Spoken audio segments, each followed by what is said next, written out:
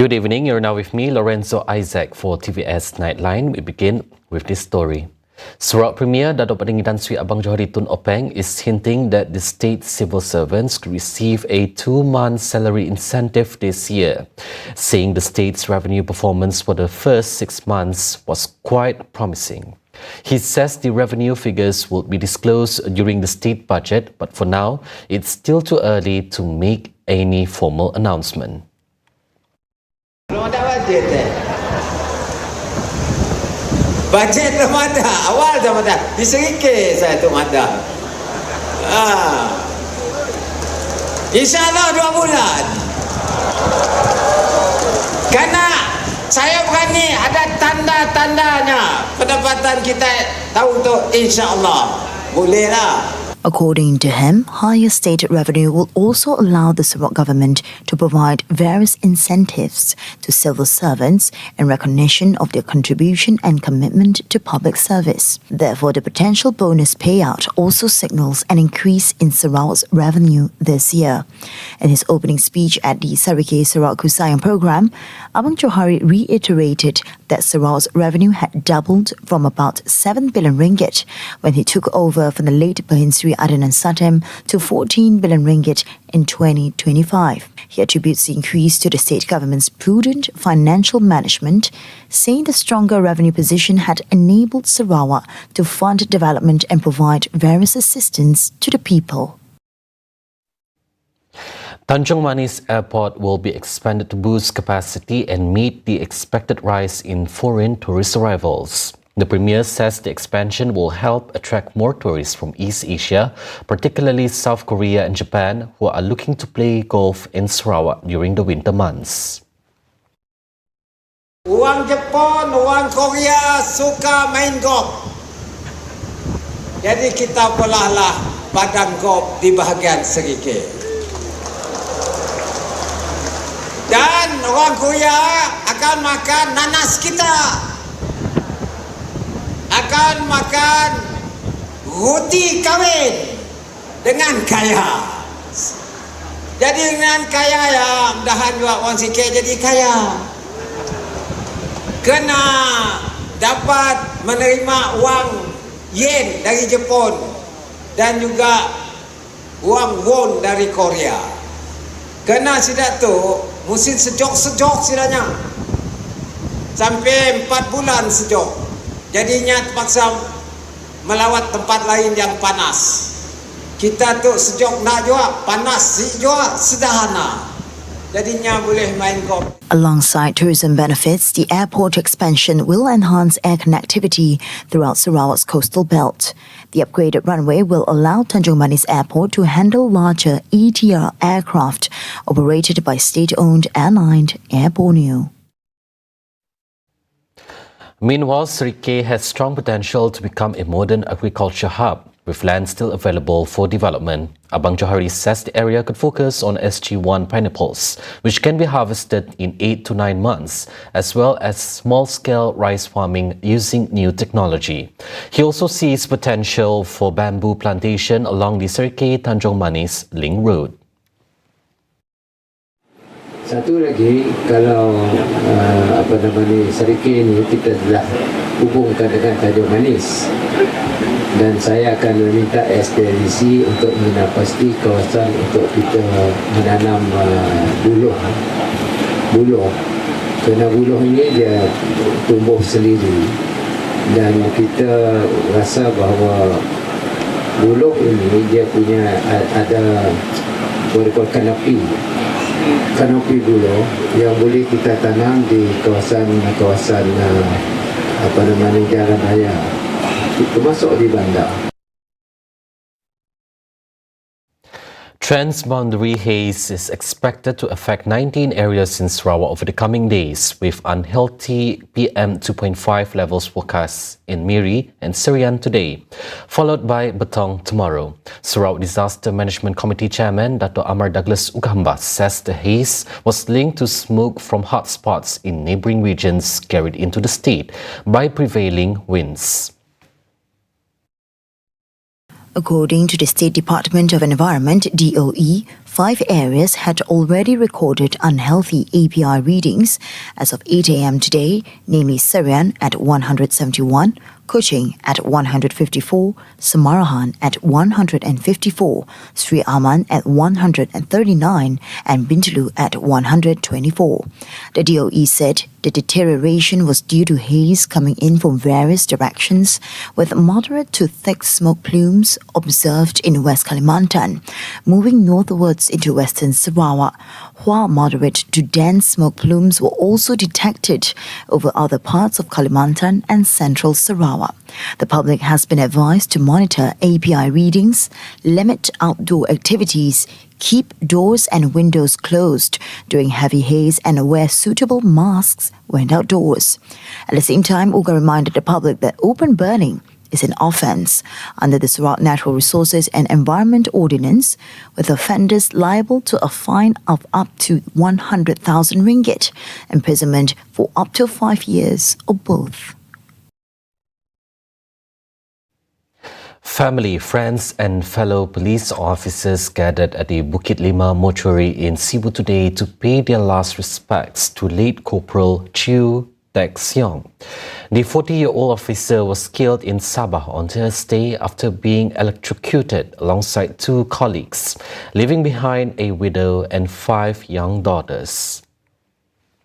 The Minister for Public Health, Housing and Local Government, Datuk Michael Tiang, along with Deputy Minister for Education, Innovation and Talent Development, Datuk Dr. Anwar Rapai, joined Sibu Police personnel to bid farewell to the fallen officer. Following a solemn prayer service, a police escort accompanied the cortege to Nivarna Memorial Park for final rites. Expressing his condolences, Michael pledged financial and educational assistance for Corporal Chew's 5 daughters, aged 4 to 11. Corporal Chew, a Sibu native who served 11 years in Sabah, was electrocuted on August 6 at Western Police Station in Beaufort. The tragedy occurred when a 29-foot metal pole being moved by the officers came into contact with an overhead power cable. Lance Corporal Muhammad Nur Hafiz Ibrahim and Lance Corporal Muhammad Raimi Ismarubi also perished in the incident. Kuala Lumpur City Hall, the BKL, could soon take a page out of Kuching's playbook. Federal Territories Minister Hannah Yeoh says the Kuching South City Council's management of its flagship food festival is a model worth replicating, especially in youth involvement and local food ecosystems. And I say we should come and have a look at how they actually do it because of the fresh ideas that they get from the young people and how every stall has something different to offer. And so that's why we are here today to look into the entire ecosystem, not just this food festival, but also looking into the ecosystem from farm to marketing. Leading a DBKL delegation to the festival on Friday, Yeoh highlighted key areas for cross-city collaboration, ranging from outdoor dining and waste management to business licensing and urban farming. The delegation also met with Sarawak Tourism, Creative Industry and Performing Arts Minister Datuk Sri Abdul Karim Rahman Hamzah to discuss concert management, aiming to streamline event approvals for major music acts in the capital. And we also spoke about concerts and concert SOP because in KL we also have the electronic dance music concerts, and we are also streamlining the SOP and processes. It's like a one-stop center place for KL.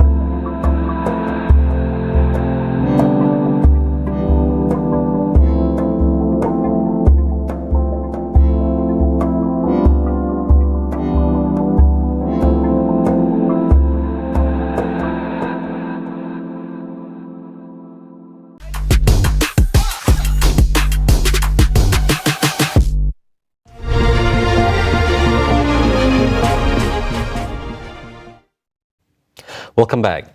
Increasing the number of electoral constituencies in Sarawak could strengthen representation and help speed up development across the state.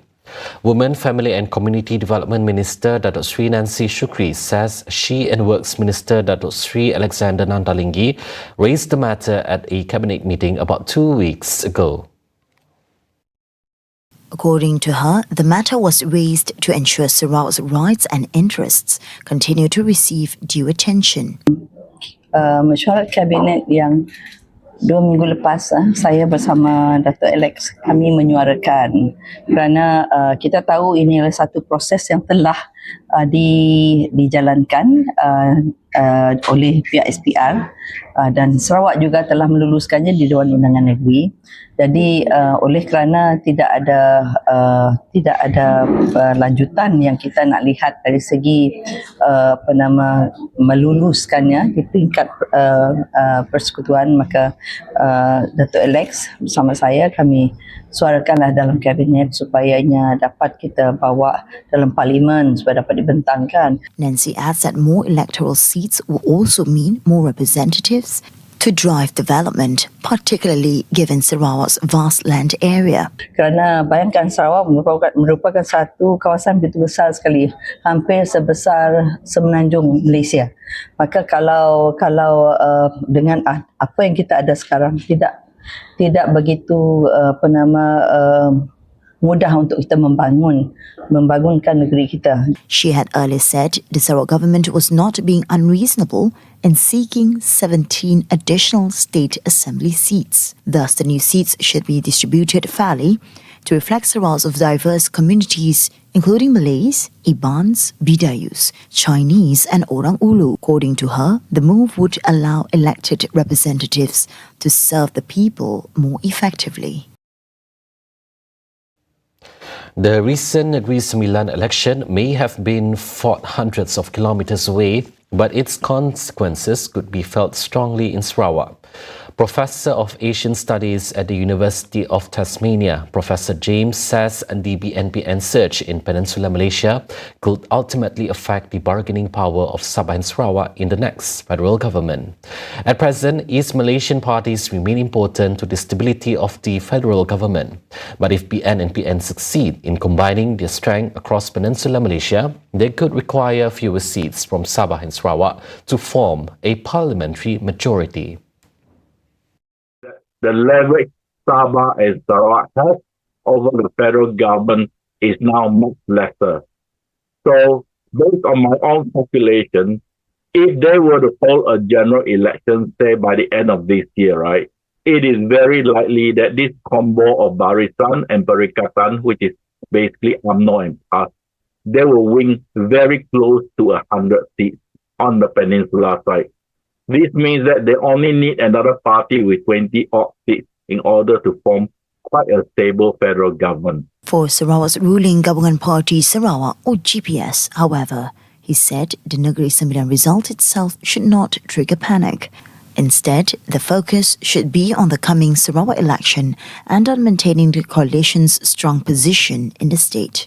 So you can see, right, the infrastructure development in Sarawak has completely transformed in all the major cities, primarily because of this additional revenue given to Sarawak after the Petronas tax case. So you can see clearly in Kuching, although people are complaining about the traffic, people are sort of looking forward to the ART. You can see that ABANG JOHARI has announced a series of very big new projects, things like the carbon project. The ongoing negotiations with Singapore over the sale of electricity, all that sort of thing. And also you can see that Sarawak has its own airline in Borneo. And a lot of other things are actually happening. It's just that a lot of things have not been announced yet, major infrastructure projects. So basically the GPS campaign strategy will be around all these things. He also argued that GPS should campaign on Sarawak's development record, infrastructure projects, economic opportunities and education initiatives. The political lesson from Negeri Sembilan is therefore bigger than one state. As Peninsular Malaysia's political blocs realign, Sarawak's greatest asset may be its numbers and its ability to remain united. The King Sultan Ibrahim has ordered a thorough investigation into the Royal Commission of Inquiry RCI report on Lembaga Tabung Haji, urging authorities to leave no stone unturned. His Majesty says those found responsible must face appropriate action, while ensuring similar issues do not recur. Sultan Ibrahim also stresses that the investigation must be comprehensive, with no compromise for anyone found guilty. Earlier, His Majesty received Prime Minister Datuk Seri Anwar Ibrahim at Istana Bukit Tunggu, Kuala Lumpur, for a meeting that lasted more than an hour.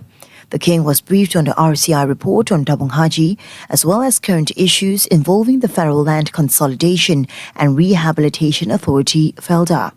The RCI report, published on July 29th, revealed key findings on the management and governance of Tabung Haji between 2014 and 2020. A special parliamentary sitting will be held on August 11th to debate the report. Meanwhile, Sultan Ibrahim has also called on relevant ministries and agencies to tighten controls and strengthen security at all airports and points of entry. His Majesty says the move is vital to curb drug smuggling and cross-border crime that could threaten public safety and security.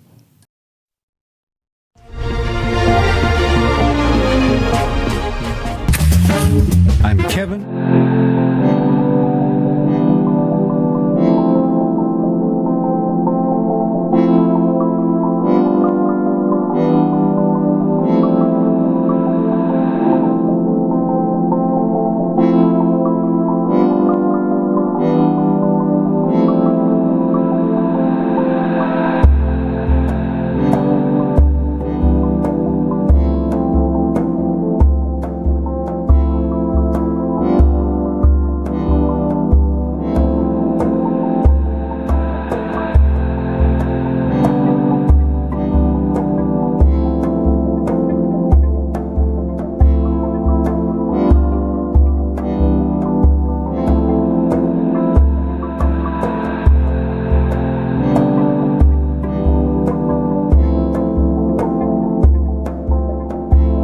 Maruah di Mina.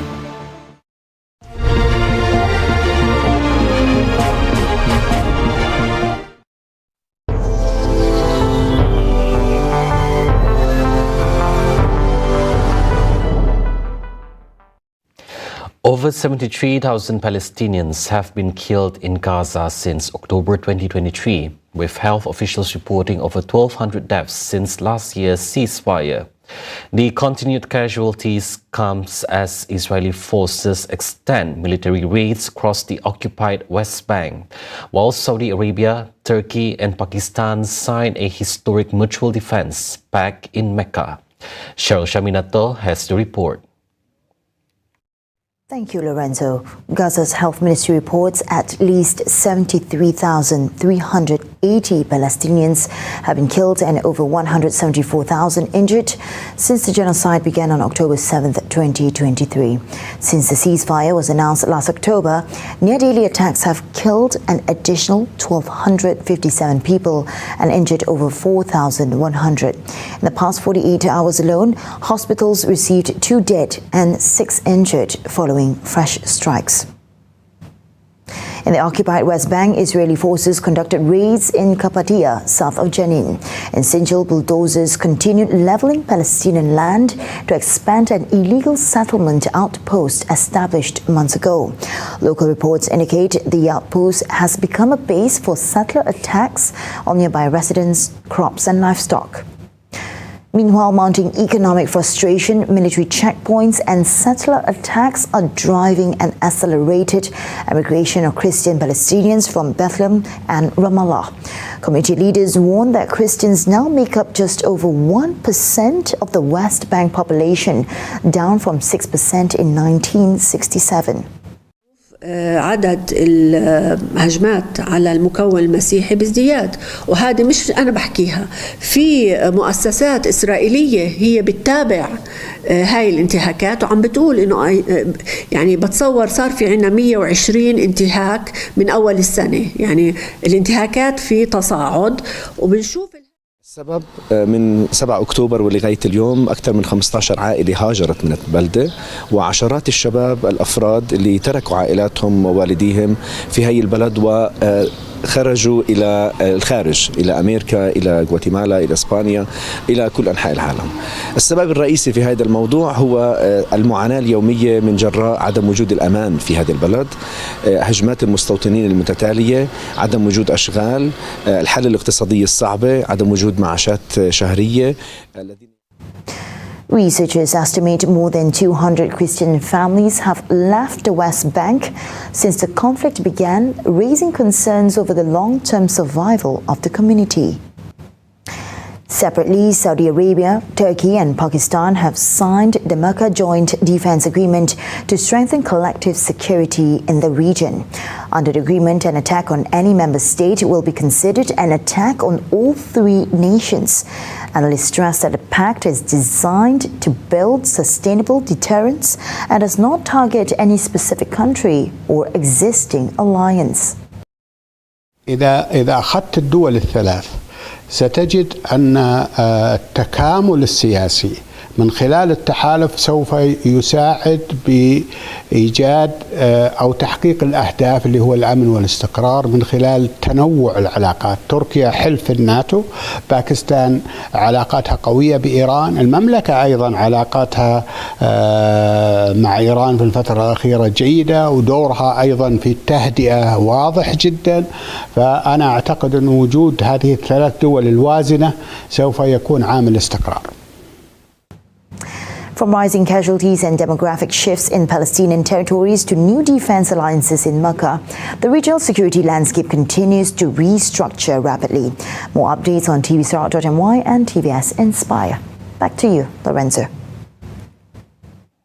Thank you, Cheryl. The death toll from the powerful earthquake that struck southwestern Japan's Kumamoto prefecture on July 28 has risen to 39, while more than 6,500 people remain in evacuation shelters. Of the 39 fatalities, 36 were directly caused by the 7.1 magnitude tremor, while one fatality, apparently due to heat stroke, is believed to be related to the disaster. The circumstances surrounding the other two deaths are still being examined for possible links to the quake. So far, the earthquake has resulted in 205 casualties in the prefecture, including 23 people who sustained severe injuries. The powerful Kumamoto earthquake registered a maximum of 7 on Japan's seismic intensity scale in the hardest hit areas, a level at which people cannot remain standing or move without crawling and may be thrown through the air.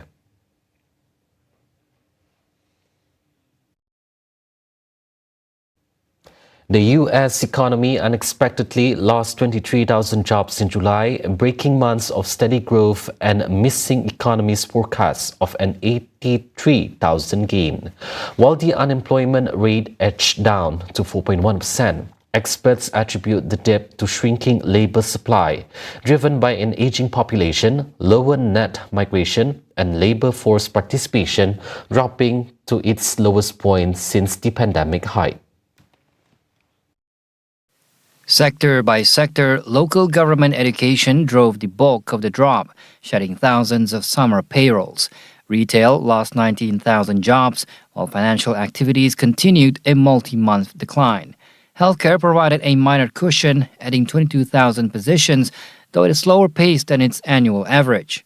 For workers, average hourly earnings rose 3.2%, but still lagging behind persistent inflation and reducing real household income. The White House dismissed the report as noisy survey data. But the numbers deal a political blow to President Trump's economic revival narrative as Republicans prepare for high-stakes November midterms. The data also puts Federal Reserve policymakers in a tough spot. The Fed held rates steady last month, with 3 regional presidents favoring a rate hike to combat sticky inflation. Analysts say these new figures raise immediate alarms about labor market weakness, complicating potential rate hikes when central bankers meet next month. High above the bombed-out landscape of Gaza City, one man is standing to something rare. A community of bees kept alive on a rooftop after the war destroyed his hives on the ground. For veteran beekeeper Ibrahim Al-Adaba, the insects have become a symbol of survival and hope, even as the territory's beekeeping industry lies largely in ruins. We leave you with this story as we wrap up the Nightline. I'm Lorenzo Isaac. Thanks for watching.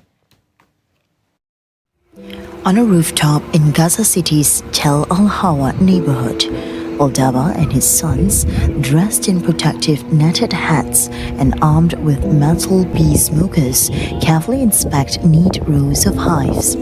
As each frame of honeycomb is lifted out, hundreds of bees drift lazily above the shuttered neighborhood, an unlikely setting for an apiary.